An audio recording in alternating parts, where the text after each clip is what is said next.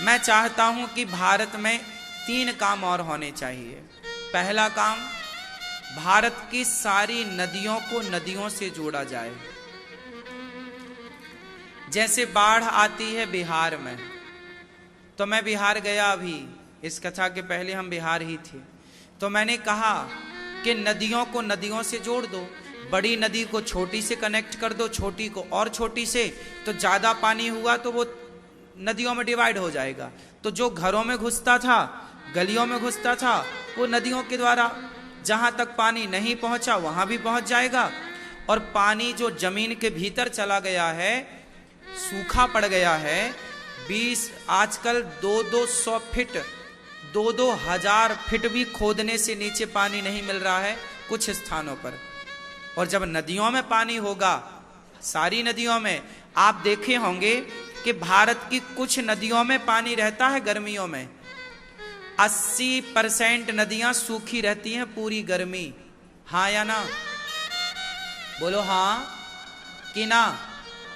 20% नदियों में पानी है। 20% भी मैं ज्यादा बोल रहा हूं, 90% बोलूं, 10% बोलूं, 10% नदियों में पानी है। और 90% नदियां तो जेठ बैसाख में सूख जाती हैं। क्यों भैया, ये बात सही है कि गलत है? अब क्या करना चाहिए कि जो बड़ी नदियां हैं, जैसे ब्रह्मपुत्र है, गंगा है, यमुना जी है, नर्मदा जी है, और हिरन नदी है, बड़ी जो बड़ी बड़ी नदियां हैं, इन बड़ी बड़ी नदियों को, तवा नदी है, इन बड़ी बड़ी नदियों को, अब जैसे ब्रह्मपुत्र में सबसे ज्यादा पानी है, ब्रह्मपुत्र नदी जो है सबसे ज्यादा पानी किसमें है? ब्रह्मपुत्र नदी में। अब ब्रह्मपुत्र नदी को क्या करना चाहिए? तमाम नदियों को, उस नदी को छोटी नदी से कनेक्ट कर दो, तो पानी जो सीधा जाके समुद्र में मिलता है वो छोटी नदियों के द्वारा और छोटी नदी में जाएगा, उस छोटी नदी से और छोटी नदी में जाएगा, तो गांव गांव की जो नदियां हैं वो पानी से भरी रहेंगी और वहां के किसान को पानी मिल जाएगा और फसल कई गुना बढ़ जाएगी, उत्पाद किसानों का कई गुना बढ़ जाएगा और पृथ्वी की प्यास भी बुझ जाएगी। वाटर लेवल जो नीचे चला गया वो ऊपर आ जाएगा। तो पहला काम होना चाहिए कि वो नदियों को नदियों से जोड़ें। कितने लोग मेरी इस बात से सहमत हैं कि सरकार को यह काम करना चाहिए? इससे क्या होगा? इसके फायदे बताओ। पहला फायदा, बाढ़ आनी बंद हो जाएगी। एक बार बाढ़ आती है ना तो हजारों करोड़ का नुकसान होता है सरकार का। बोलो हाँ। अभी 7-7 हजार, लगभग, मुझे कंफर्म नहीं है, 7-7 हजार रुपए बांटे बिहार में मुख्यमंत्री जी ने। बाढ़ आई, जो बाढ़ पीड़ित हुए ना, किसी का घर डूब गया, राशन पानी खत्म, तो 7 हजार 10 हजार जो भी बांटे। अब पैसा बांटा गया ना, अब 7 हजार से भी उनका नुकसान तो हजारों का हुआ, लाखों का हुआ। 7 हजार में भरपाई भी नहीं होगी और ऐसे 7-7 हजार ना जाने कितनी बार सरकार के खजाने से निकल जाएंगे, जिनकी मोटी रकम हजारों करोड़ के रूप में होती है। अब ये 1000 करोड़ तुम हर साल खर्च कर रहे हो ना बाढ़ प्रभावित क्षेत्रों के लिए, एक बार खर्च कर दो ना, 1000 करोड़ से कम में तो नदी नदी से जुड़ जाएगी। हर साल का 1000 करोड़ आपका बचा कि नहीं? बोलो हाँ। भाई, इस तरह से काम करने से राजा के पास धन बढ़ेगा। राजा के पास क्या बढ़ेगा? हाँ, यही है नीति। इसे अर्थनीति कहते हैं, अर्थशास्त्र। तरीके से सरकारें चलें तो पैसा भी बचे। अब हमारे देश की सरकारें क्या करती हैं? सड़क बनाती हैं, फिर खोद देती हैं, बोले सीवर की लाइन भूल गए, फिर बनाया, फिर खोद दिया, बोले फलानी लाइन खोद भूल गए। अरे भाई, एक सड़क बनाने में 1000 करोड़ रुपए लगता है कम से कम। भैया 100 करोड़ तो कहीं नहीं गया, 100 करोड़ रुपया कहीं नहीं गया छोटी सी सड़क में, और बना के खोद दिया, मतलब 100 करोड़ का नुकसान हुआ। अब ये 100 करोड़ फिर कहां से आएगा? सरकार देगी। सरकार के पास कहां से आएगा? पब्लिक जो टैक्स देती है। अरे भाई, अब फिर सड़क बनाओगे, फिर 100 करोड़ लगेगा, फिर खोद दोगे, खोदने का भी पैसा लगता है। वो अलग। मतलब जहां काम है 100 करोड़ का, वहां सरकार खर्च कर देती है 400 करोड़, 2-3 बार बना देती है ना। और सड़कें भी ऐसी बनती हैं साहब कि हर 2 साल में खराब हो जाती हैं। बारिश आई, सड़क उखड़ गई। अरे सड़कें एक बार बनाओ, सस्ता रोए बार बार, महंगा रोए एक बार। ऐसी सड़कें बनाओ कि 50 साल तक पलट कर देखना ना पड़े। थोड़ी महंगी बनाओ, क्वालिटी रखो। ठेकेदार को कहो कि भाई 50 साल लिखित में गारंटी दे, यदि बिगड़ेगी तो तू बनाएगा, पैसा नहीं मिलेगा। इस तरह की बात हो ना सरकार के द्वारा, ठीक ठीक।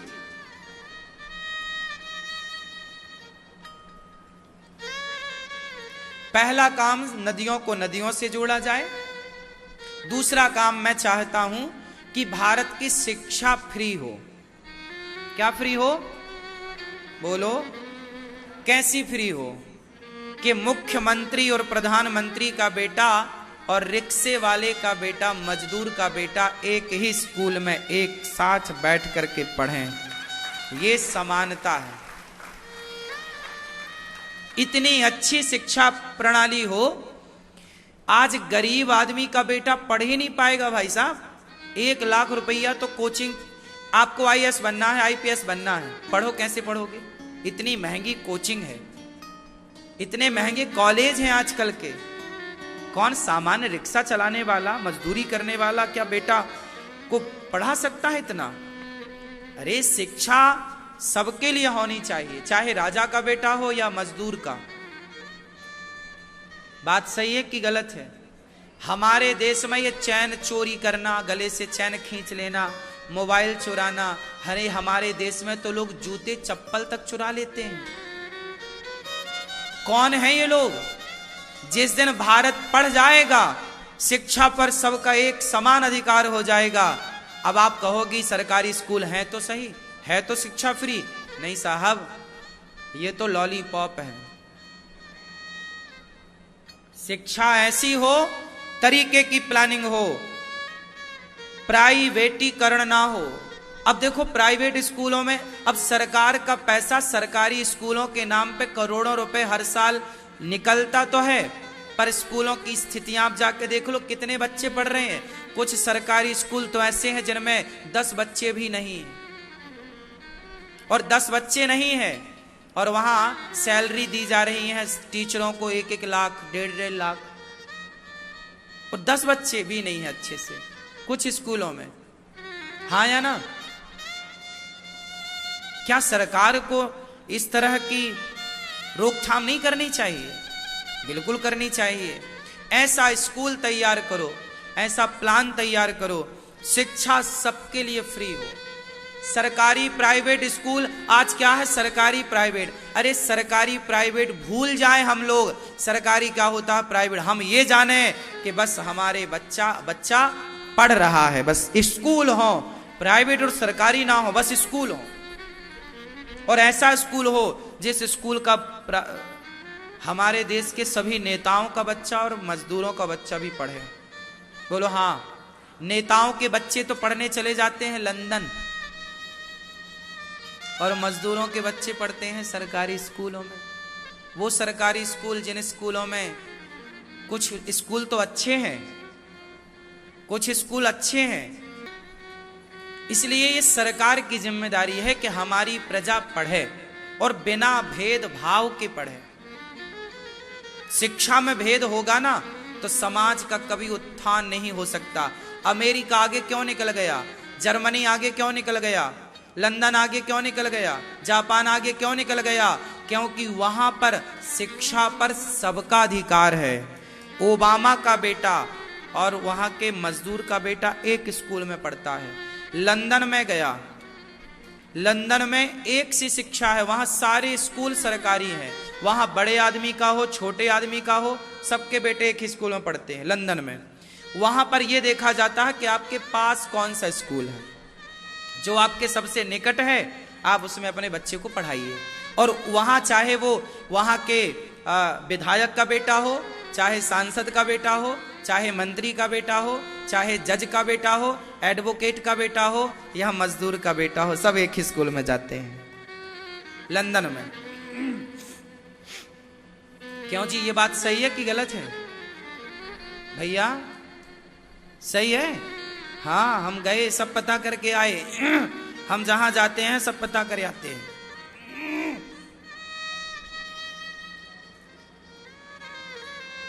सब पूरी खोद के ले आए हम वहां की संस्कृति।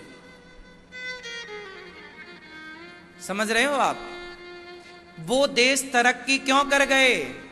क्योंकि वहां शिक्षा पर सबका अधिकार है। और हमारे देश के नेता कह रहे हैं कि जातीय जनगणना करा लो।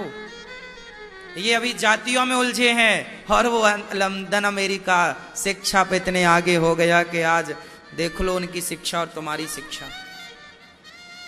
तुम्हें आपस में लड़ने से फुर्सत कहां मिल रही है?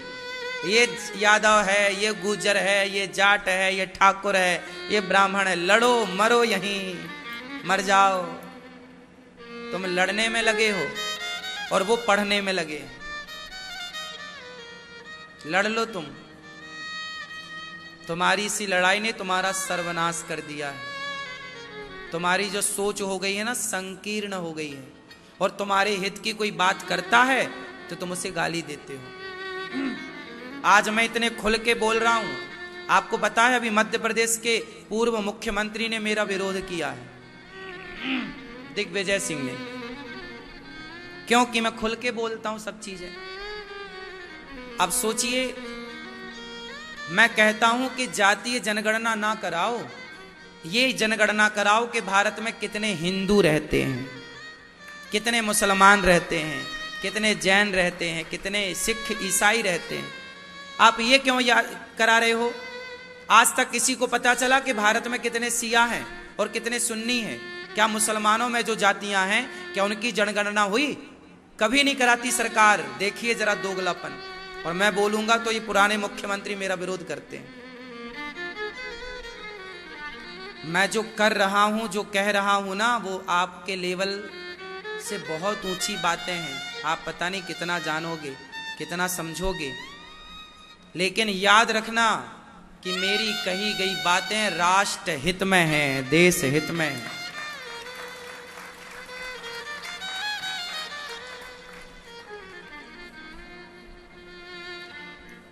नेताओं को यदि आप कह दो तो नेता आपके विरोध में उतर आएंगे। और फिर दूसरी तरफ आदमी फिर ये सोचता है कि यार क्यों बोलना है, क्यों इतना विरोध पालना है। इसी चक्कर में देख लेना, फिर से गुलामी की तरफ ना बढ़ जाओ तो कह देना। इस देश में आप देश हित की बात कह नहीं सकते। यदि कहोगे तो नेता गलत कर रहे हैं। अब जातीय जनगणना नेता क्यों कराना चाहते हैं, मेरा सवाल है। ये सिया सुन्नी की जनगणना क्यों नहीं करा रहे हो आप? यादव गुज्जर ब्राह्मण ठाकुर की जनगणना क्यों करा रहे हो? जरूरत ही नहीं। हमारे यहाँ जनगणना होनी चाहिए कि कितने हिंदू हैं।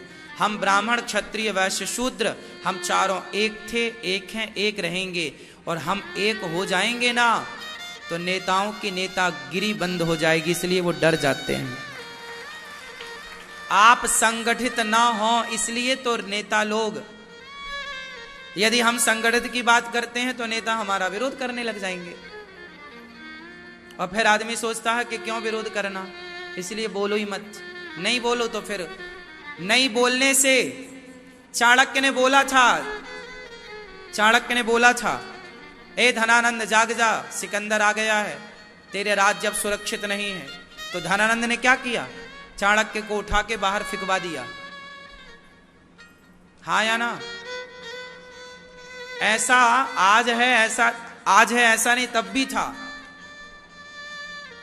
या तो हम सीधी सीधी कथा सुनाएं आपको, श्री राम जय राम जय जय राम जपाएं और जाएं, हम जाएं ताली बजाएं, खत्म करें बात।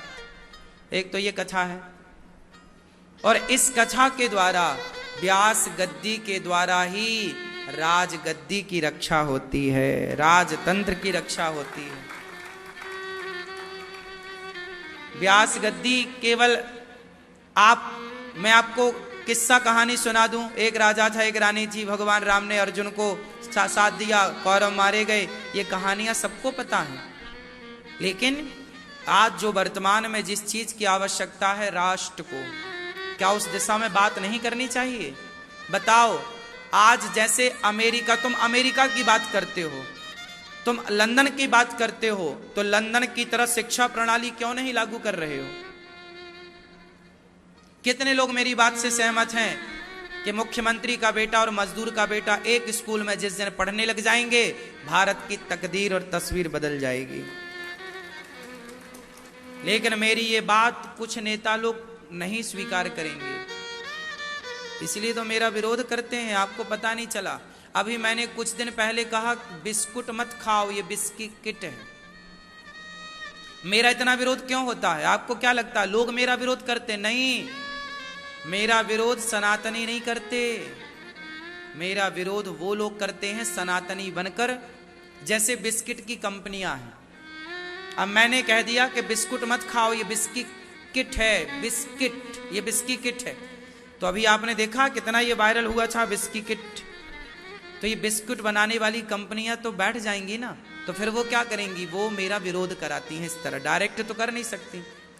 तो ये उनका षड्यंत्र है। आपको पता नहीं है कि अनिरुद्धाचार्य के विरोध में अब कितने बड़े बड़े लोगों का हाथ आ गया, लेकिन फिर भी लोगों को मौका मिलना चाहिए विरोध करने का। लोग करते हैं, लेकिन मैं फिर भी जो अपने धर्म का कार्य है वो करता रहूंगा। देखिए, लोग मेरा विरोध करते रहे भगवत गीता देने का, और मैं आपको भी भगवत गीता देने की तैयारी करके बैठा हूं। हाँ हाँ, मिलेगी मिलेगी। आप लोग मेरा साथ नहीं दीजिए तो चाणक्य ने जो किया वो राष्ट्र हित में किया था कि राष्ट्र के विरोध में किया था? बोलो, राष्ट्र हित था। तो मैं कह रहा हूं कि नदियों को नदियों से जोड़ो, शिक्षा एक, और तीसरा हमारे देश का स्वास्थ्य अच्छा हो। स्वास्थ्य मतलब चाहे 1 रुपए का इलाज हो या 10 लाख का इलाज हो, सबका इलाज फ्री होना चाहिए। अमेरिका लंदन में सबका इलाज फ्री है। मैं लंदन गया, वहां मैंने देखा, वहां सारे हॉस्पिटल टॉप के हैं और सारे सरकारी हैं, कोई प्राइवेटीकरण है ही नहीं वहां। लंदन में ना प्राइवेट स्कूल मिलेंगे आपको, मिलेंगे तो 1%, 99 सरकारी, 1% कहीं इक्का दुक्का हो तो हम नहीं कह सकते। लंदन में, इंग्लैंड में ना तो प्राइवेट स्कूल हैं ना तो प्राइवेट हॉस्पिटल हैं। आप कितने लोग इस बात से सहमत हैं कि आदमी सारी जिंदगी की जमा पूंजी बीमारियों के नाम पर, डॉक्टर कई बार उसका गलत यूज करके ले जाते, बीमारी नहीं है फिर भी आपको बीमार बता देते हैं। ऑपरेशन की आवश्यकता नहीं थी फिर भी आपका ऑपरेशन कर दिया गया। ऐसा हुआ कि नहीं? बोलो हां जोर से। फिर अब बताओ, तुम बात करते हो अमेरिका लंदन की। अमेरिका लंदन में शिक्षा फ्री है, अमेरिका लंदन में स्वास्थ्य फ्री है, वहां कोई प्राइवेट हॉस्पिटल नहीं है, सारी जांचें, सारी दवाई, सारा इलाज फ्री है। तो हमारे देश में नहीं हो सकता?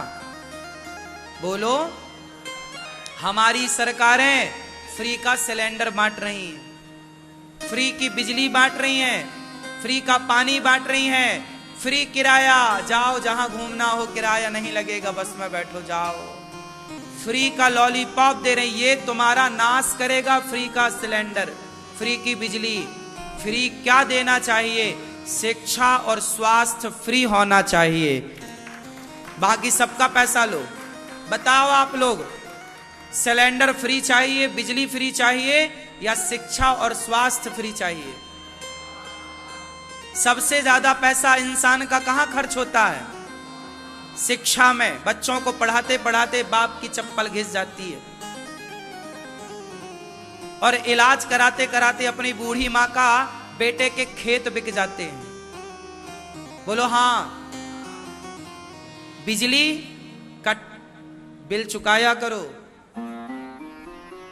पानी का बिल चुकाया करो, फ्री का किराया ना लो। कह दो मुख्यमंत्रियों को, कह दो नेताओं को कि फ्री देना है तो शिक्षा और स्वास्थ्य फ्री दो भाई। सारे हॉस्पिटल सरकारी होने चाहिए और मस्त होने चाहिए, इतना बढ़िया उसमें इलाज हो कि जरूरत ही ना पड़े प्राइवेटीकरण की। प्राइवेट के नाम पे आदमी इतना परेशान है ना, इलाज करा करा के आदमी बीमारियों से नहीं मर रहा है, डॉक्टरों के पैसे चुका चुका के मर रहा है। हाँ या ना? अच्छा एक बात बताओ, कैंसर की बीमारी है, सॉरी कैंसर का इलाज है? जोर से। डॉक्टर कहते हैं कैंसर का इलाज नहीं है, लेकिन आप कैंसर का इलाज कराने जाओगे तो डॉक्टर इलाज कर देते हैं। भाई जब इलाज है ही नहीं तो कर क्या रहे हो? थेरेपी क्यों दे रहे हो? क्यों आप परेशान कर रहे हो? सीधा कह दो कोई इलाज नहीं। आदमी उस कैंसर के इलाज में लाखों रुपए बर्बाद कर देता है और ठीक होता नहीं, आदमी मर जाता है और पैसे भी खत्म। हाँ या ना? यदि है तो फिर कहो कि है तो हम इलाज कराएं, और यदि नहीं है तो कहो कि नहीं है। तो अब बताओ, स्वास्थ्य फ्री होना ये देश के लिए आवश्यक है या नहीं? बोलो, नहीं है? होना चाहिए फ्री कि नहीं होना चाहिए? होना चाहिए। तो आप अपने नेताओं से क्यों नहीं कहते?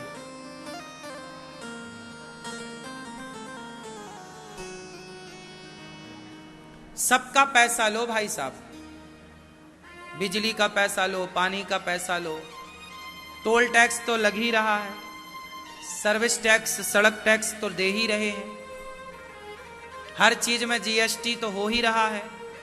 कौन सा टैक्स बचा है? इतना पैसा सरकारें बर्बाद कर देती हैं ना, सड़क बनवा के खुदवाने में। फिजूल खर्चे बहुत हैं सरकार के। जो देश के लिए काम होना चाहिए वो काम होते ही नहीं है।